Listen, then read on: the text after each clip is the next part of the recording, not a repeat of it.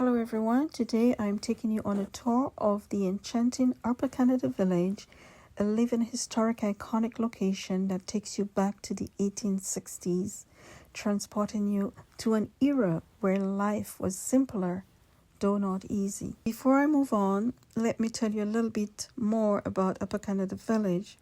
The Upper Canada Village is an historic site in Canada located in Morrisburg, Ontario. Visitors can explore over 40 historical buildings and get a glimpse of daily life in the 1800s. It's a fascinating place to learn about Canada's history and heritage. Upper Canada Village is a popular tourist attraction in Ontario. The village depicts life in the early to mid-19th century, during that period when Upper Canada was settled and developing. Now, buildings, clothing, tools, and even agricultural practices are all meticulously recreated to provide an authentic experience. It is situated along the banks of the St. Lawrence River near Morrisburg, Ontario, so not far from the border with the United States. The village features over 40 furnished buildings, so those buildings are furnished just as they were in the 1860s. And there's also a schoolhouse, a church, a working mill, and these structures offer a glimpse into various aspects of daily life in the 1800s. Visitors to the Upper Canada Village can interact with costumed interpreters who portray the villagers and engage in activities such as cooking, blacksmithing, farming, and more. Now, these interpreters help bring the history of the period to life through demonstrations and storytelling. So when you walk through the village, you would get the feel that people are still living that way, but they're just demonstrating how people lived in the 1800s. Now, throughout the year, Upper Canada Village host special celebrations. These events provide an immense experience for visitors. Now, and the site offers educational programs and field trips for schools, making it a valuable resource for teaching Canadian history to students.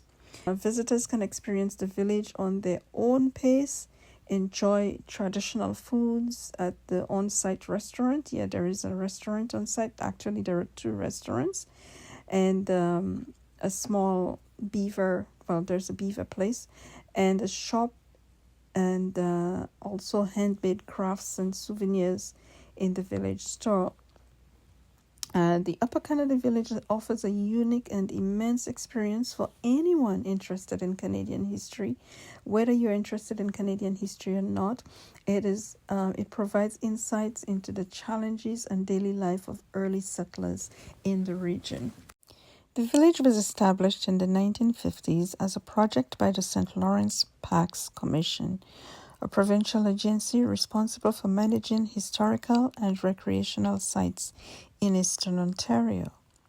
Many of the buildings in Upper Canada Village are original historical structures relocated from various parts of Eastern Ontario to create an authentic village setting. These buildings include homes, barns, schoolhouse, a church, a blacksmith shop, and more. Our first visit will be the Lutheran pastor's house.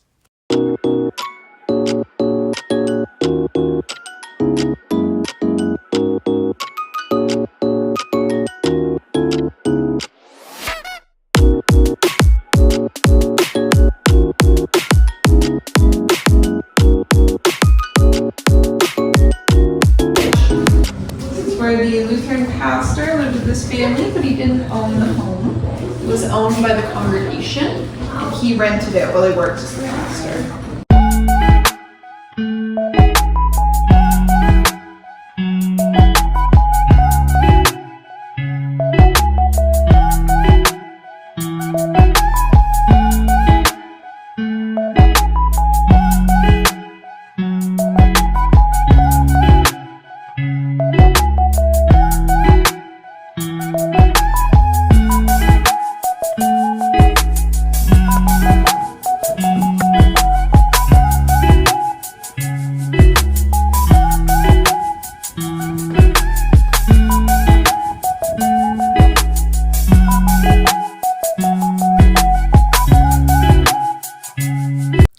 My next stop is the Lutheran church, which is the only church in the village. This is the only picture I could get of the inside because I could not get into the church. This is a typical 18th century kitchen, and the firewood is stored in there and is used for heating the house in the winter. The yellow house over here was considered a middle class home in those days. Let's take a look on the inside to see what middle class homes looked like in the 18th centuries. This is the Robinsons' home. Robertson's house. Just through the parlor there, above the mantel, that's Mr. Robertson's portrait. So middle class means something very different today than it does then. Yeah. Middle class is essentially someone who is able to make money through the capitalist system. So they're kind of a new money type of person. And there's someone who does not have a title. That's why they cannot be part of the upper class.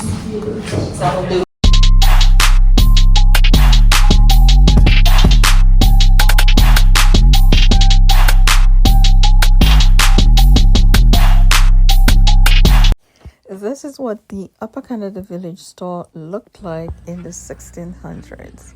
You got everything in one place. There was a post office, and you got your dry goods, everything, household, groceries, everything was in this one store. This is your general store and post office.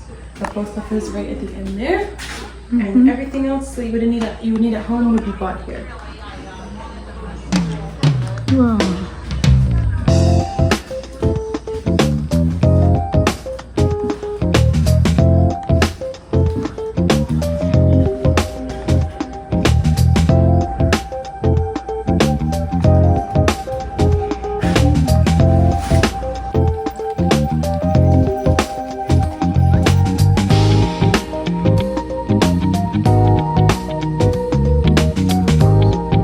In the Upper Canada Village, you'll find fields planted with traditional crops like wheat, corn, vegetables. There's also apples.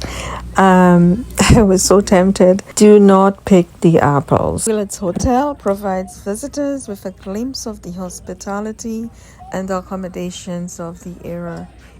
The hotel provides guided tours and has a beautiful restaurant. Let's continue our tour of the village. This is the physician's house. Physicians of the era often had a home office where they saw patients and conducted medical procedures. These houses would have typically included medical instruments and equipment. The homes would have also included a pharmacy, although most of the medicine used in those times were local medicine, but they would have had a pharmacy also.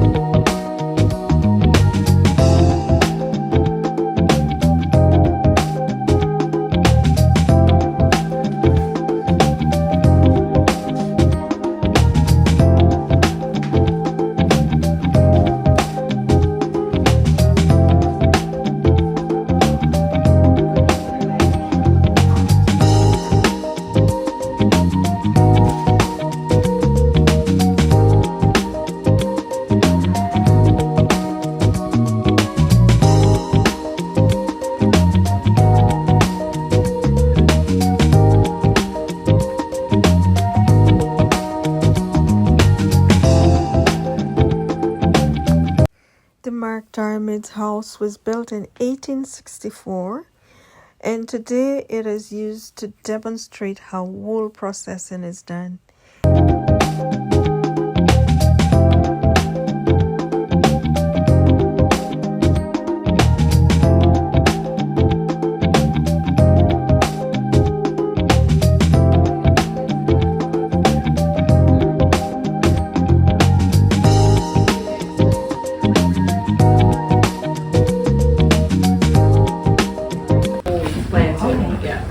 Flour, the leaves, the stems, and boil up flour soup basically, and then strain out the dye stuff, and then put the wool in. And so when you're dyeing the wool, you're going to raise the temperature of the dye bath up to almost boiling, but not quite.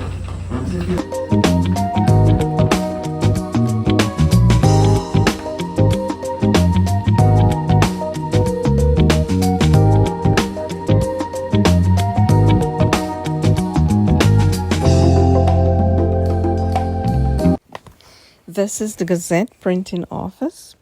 Visitors at the Upper Canada Village can often see demonstration of how the newspaper or the Gazette was printed in the 19th century. They did other printing also, like advertisements, billboards, almanacs.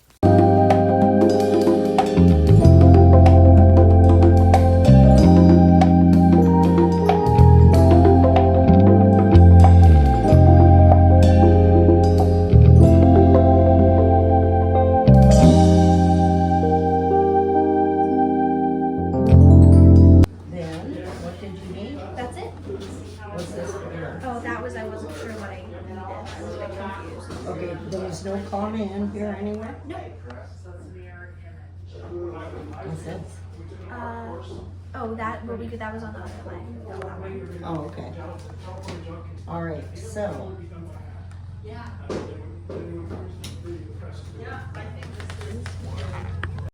The Upper Canada Village had one schoolhouse.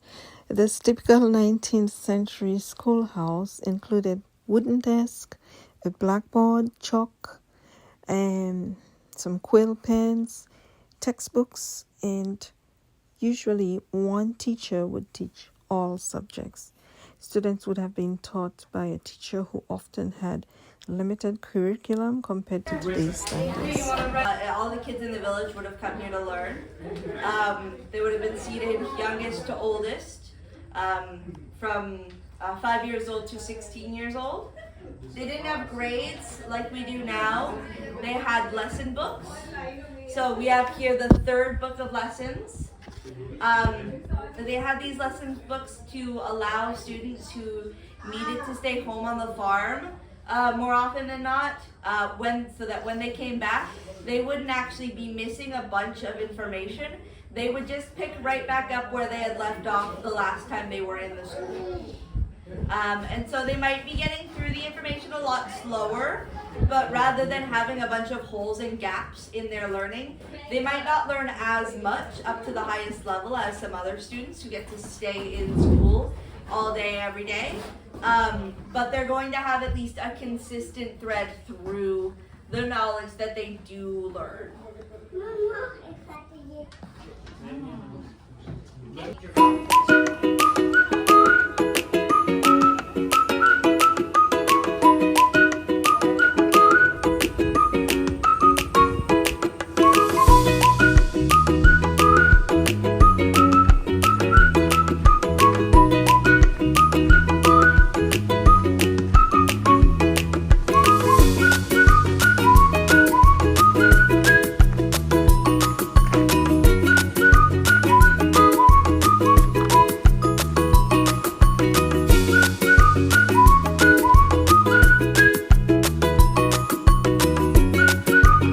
Sewing something? Yes. I'm making a jacket for a doll. Oh, pretty. Let's take a look at the dressmaker's house.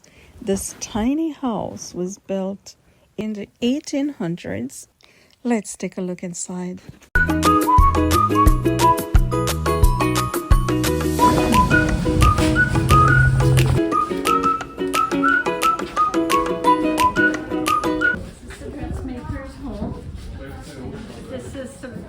The pattern for the dress that we made. Wow. All by hand. All by hand? Yes. At that time. Oh my. There were sewing machines, but they were expensive. They were $25 to $30, the same price as a wood stove. And she cooks on the open hearth, so she would get a wood stove first. Okay. Wow. And when you get it through your child.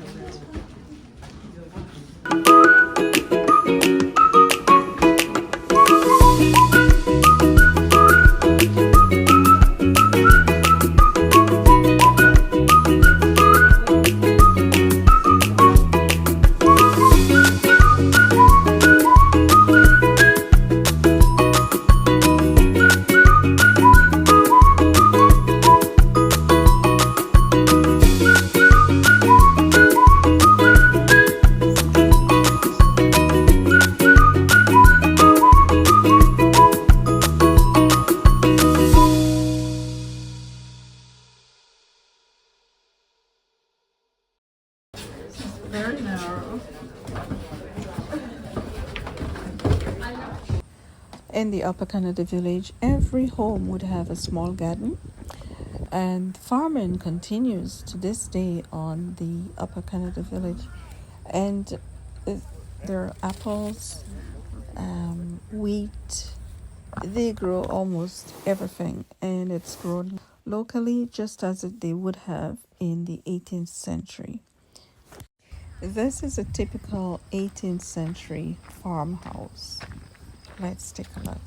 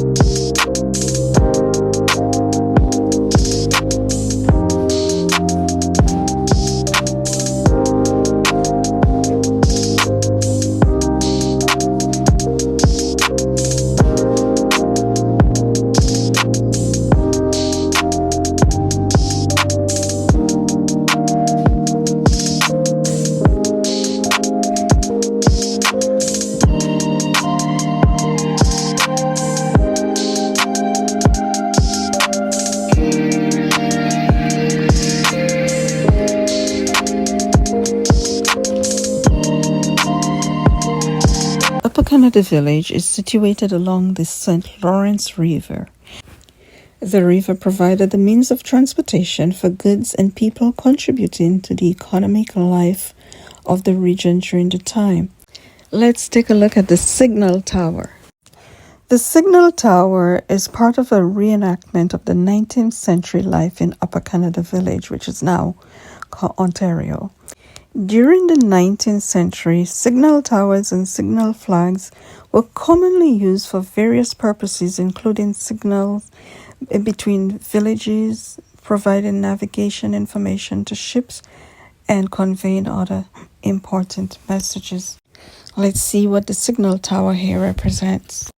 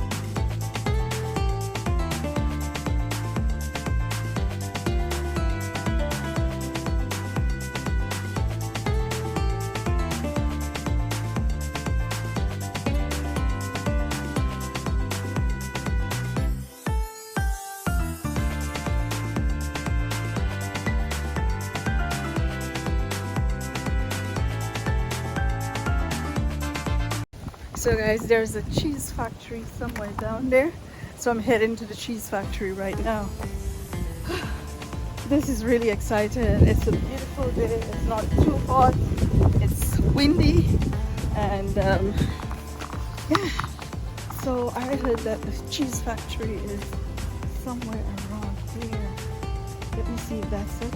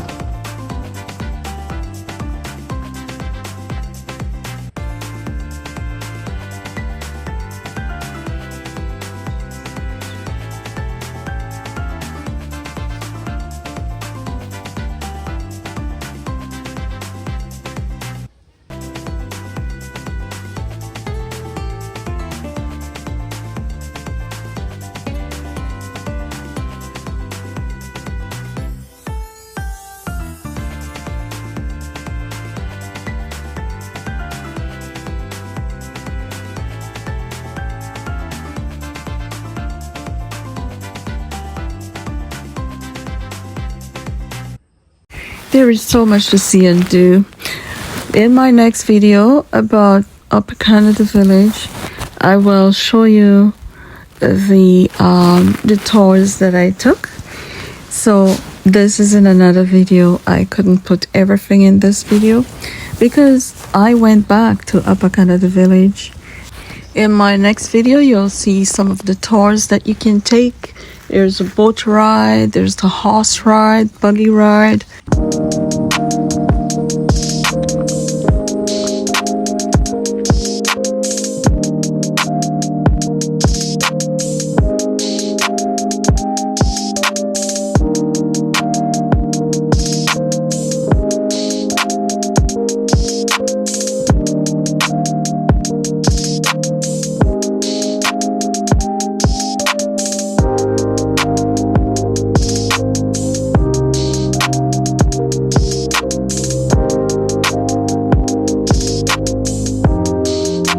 Day up in Upper Canada Village. I am here in the village. I am with a group of other people, but I've decided to go deeper into the village to see what it's like. Well, I have a map with me. As you can see here, when you enter, they give you a map. I have the Upper Canada Village map. So I'm just walking back to meet with my group. I'm dressed actually like a villager. You know, this is what I'm wearing today.